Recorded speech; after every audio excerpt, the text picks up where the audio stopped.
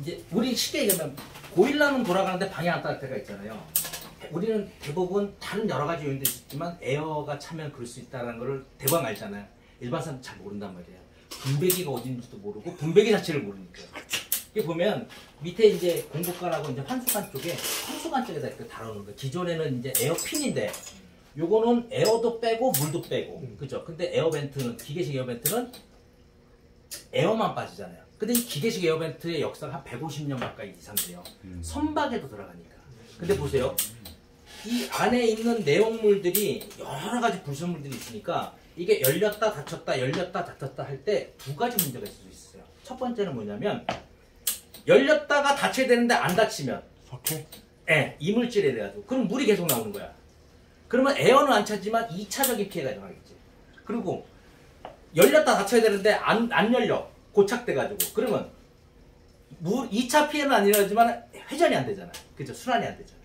그래서 이걸 고민하다가 이럴 때가 있잖아. 아파트가 101동, 102동, 103동의 지역난방 같은 경우는 101동은 잘 돌아. 근데 102동, 103동은 잘 안 도네. 에어를 어느 구석에다 패야 될까? 이런 거를 고민하다가 이제 이걸 나온 거예요. 근데 요거를 우리가 이거를 언제 활동되는지 모르단 말이에요. 속에서 있으니까.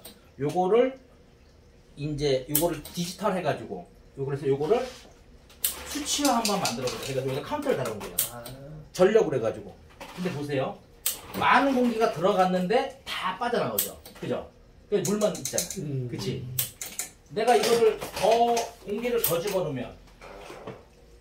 집어넣어도 이게 다 빠져나요. 이제 어느 정도 최정량은 있어야 되니까. 그런데 요 개념이 뭐냐면 요 중간에 공기층이 있어야 돼요. 요 공기층이 있어야지 안 그러면 데미지가 가. 데미지가. 그런 게 있어요. 근데 이제 요거를 요렇게 봤을 때 이거를 그냥 판매만 하니까 설치했는데 에어가 안 빠져 이러는 거야. 그러니까 기본적인 상식이 없는 거예요. 이게 뭐냐면 에어벤트를 요 위치에서 다는 게 나을 것 같아요. 요 위치가 나을 것 같아요. 순환은 이렇게 된다는 과정하에. 집주리 사장님 어디가 맞습니까? 뭐가요? 에어벤트가 요 위치가 맞습니까? 요 위치가 맞습니까? 마지막이요? 순환이 이렇게 시계 방향으로 에어벤트의 설치 위치가 어디가 맞는 것 같아요? 오른쪽이요. 거봐. 이래서 박수 한번 쳐주십시오. 아 틀린 줄 알았어 나는 갑자기. 자 보세요. 나도 오른쪽이라 하려고 에어벤트가 여기가 요 사이즈하고 요 사이즈하고 보세요. 이게 더 크죠? 예. 그리고 최정량을 더 길게 했죠. 근데 공기가 들어갔는데 여기는 다 미처 못 빠지고 여기 와서는 다 빠지죠. 예. 순환될 때 공기는 부상하는 부분이 있기 때문에 오히려 이쪽 위치에 환수관 위치에다 설치하는 게 더 좋습니다. 그래서 항상 공급관보다는 환수관 위치 이런 것들을 보여드려야 되는 거예요. 그러니까 옛날에 설계하셨던 분들은 참 잘하셨던 것 같아요. 여러 가지 시행착오 끝에 나왔지만 요즘에는 저부터도 그렇고 좀 그런 부분이 약해요. 그래서 이런 것들은 이제 시연해주는 단계예요. 이제 제가 한 가지 제가 이거에 관련해서 에어백기를 어디다 해야 되냐, 공급관이냐 한수관이냐 이 문제 지금도 저한테 계속 댓글 남기시는 분 있어요. 공급관에다 계속 해야 된다고 이제 계속 우기시는 분 있어요 저한테. 근데 이제 요거 같은 경우가 공급관이에요. 자, 요렇게 설치를 해놓으면 요것도 에어벤트거든요. 요 위치만 좀 틀릴 뿐이지 공급관 위치인데 실제적으로 잘 안 빠지잖아요. 집수리 사장님 말씀이 맞지만 굳이 위치상이나 선정하기 어려워가지고 부득이하게 공급관에 할 때는 세퍼레이트 방식으로 해야 돼. 이렇게 중간에. 그러니까 여기 폴리싱을 넣고 맞아서 튕겨서 올라가겠어요. 이렇게 세퍼레이트 방식으로 해야 돼. 요게 현재 일본하고 미국하고 세계 특허로 지금 되어 있습니다. 좀 더 빨리 팔아주셔야 돼요. 특권이 얼마 안 남았습니다. 현재 지금 납품 실적은 수원에 있는 삼성 SDI 거기에 저희가 이태리 장비하고 같이 해가지고 하는데 요거는 이제 촬영되면 안 되는 내용인데 요거는 나중에 제가 사담을 얘기해 드릴게요. 그 다음에 원자력 발전소가 지진이 일어나거나 그러면 터지잖아요. 그렇잖아요. 그러면 얘네들이 다른 대안제청 그러니까 다른 방법으로 바이패스 1, 바이패스 2, 바이패스 3 이런 계획이 있어야 된단 말이에요.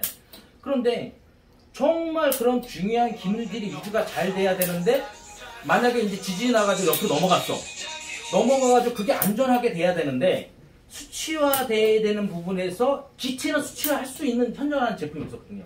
저희가 장비를 대서 그 지진이 일어났을 때 요걸 바이패스로 다른 데로 넘어가서 수치할 수 있는 데이터까지 저희가 이제 만들어줬죠. 근데 요런 제품들이 많이 이용되지는 않고 있습니다. 이게 산업용 장비에서만 이제 저희가 그런 건 제작할 때 저희가 한 8개월씩 걸려요. 이제 에어벤트 이런 최종량 이런 것들을 막 스텐으로 해가지고 폭발하면 안 되니까 막 이런 거 막 몇 달 걸려서 시작하죠. 가정집 같은 경우 이런 식으로 이렇게 환수관. 저희 집에 있어요.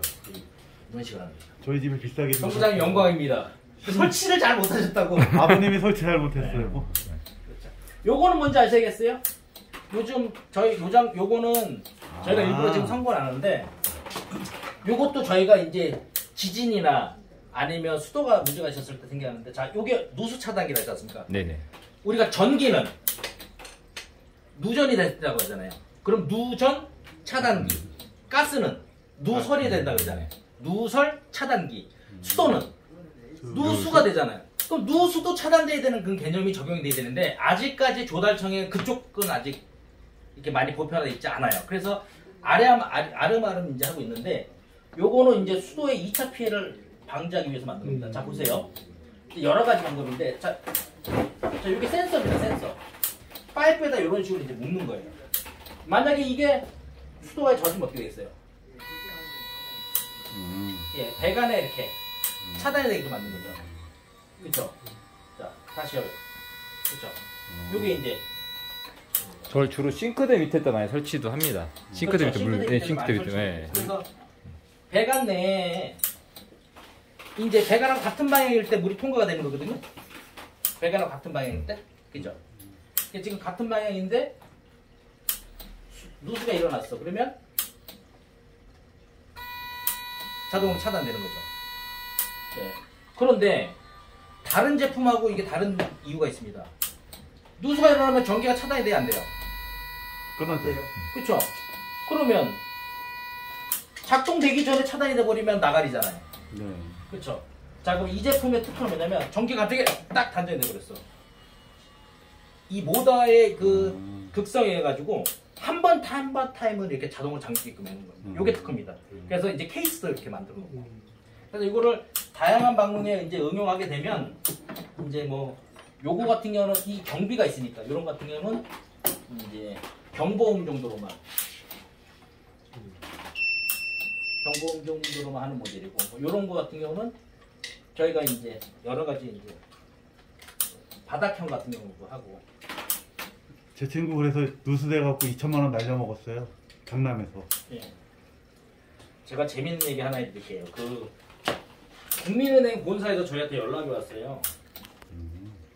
저는 은행이면 우리가 TV나 영화에서 본 것처럼 막 골드바 막 쌓여있고 막 집채만한데 막 돈이 막 쫙 막 있고 막 이런 줄 알았지만 은행은 그런 게 아닙니다. 요즘에는 은행은 전산이 돈이래요.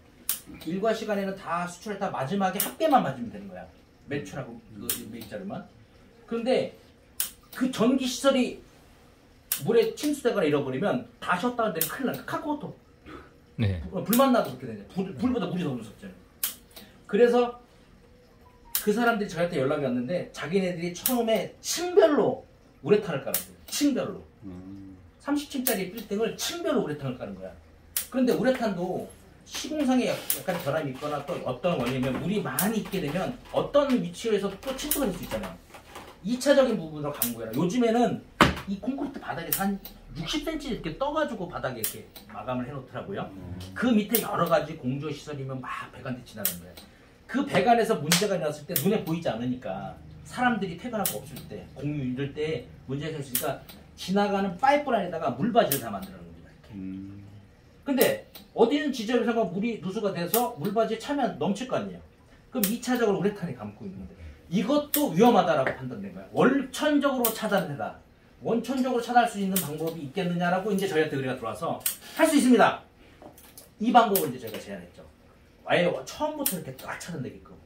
그러니까 유튜브 찾아보시면 한국 벨콘에서 나오는 이 누수 차단 감지기, 누수를 차단하고 감지하고 경보하는 그런 제품 보시면 나옵니다. 많은 내용 부탁드리겠습니다. 감사합니다. 네? 고생하셨습니다. 식사를 하시죠.